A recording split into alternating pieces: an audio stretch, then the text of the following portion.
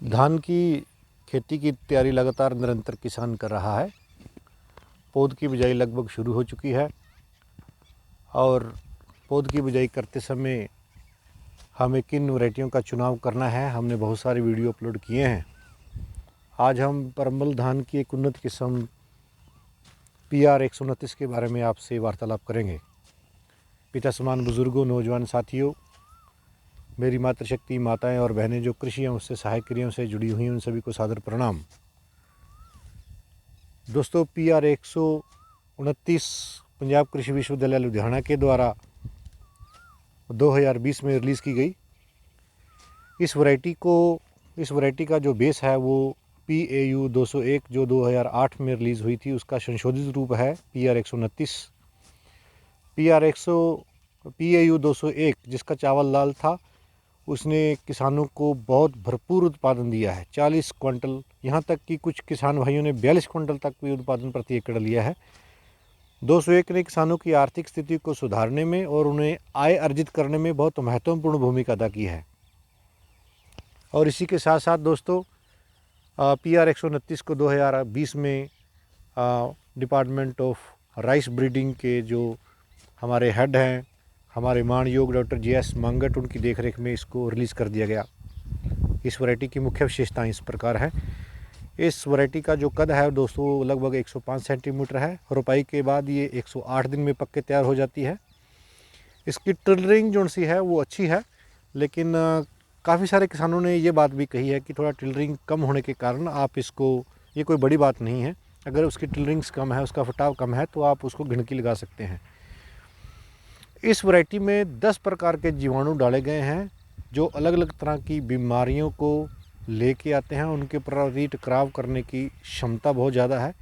10 प्रकार के जीवाणु जो ब्लाइट लेके आते हैं वो इसमें टकराव करने की क्षमता बहुत ज़्यादा है, जैसे बैक्टीरियली ब्लाइट, शीट ब्लाइट, ब्लास्ट, नेक ब्लास्ट। 4 डिसीज़ तो हमने बैक्टीरिया फंगस की हमने आपके साथ डिस्कस करी हैं, लेकिन और काफ़ी सारी बीमारियां हैं। पिछले साल हमें यूनिवर्सिटी से कुछ बीज प्राप्त हुआ था, हमने लगाया था। इसका जो पौधा है वो लगभग हरा रहता है।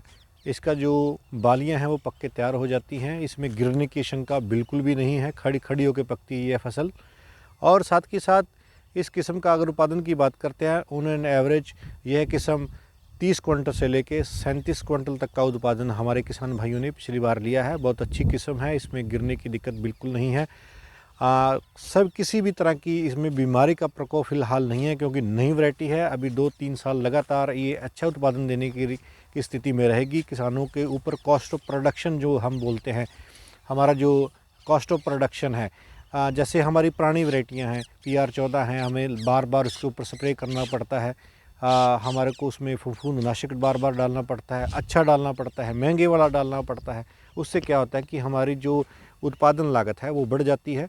उत्पादन लागत बढ़ने के कारण किसानों का जो मुनाफा है वो नीचे गिर जाता है। इसलिए मैं सभी किसान भाइयों से अनुरोध करूंगा कि आप हमेशा नई किस्मों का PR 129 का चुनाव करें, ताकि जो आने वाले भविष्य में किसान भाइयों की उत्पादन लागत कम होकर वो अधिक से अधिक मुनाफा कमा सकें। PR 129 लगभग बाज़ार में उपलब्ध है। आप सभी किसान भाई इसका जो बीज है आप प्राप्त कर सकते हैं। हमने PR 129 की नर्सरी आज डाल दी है, जो बिक्री के लिए उपलब्ध होगी।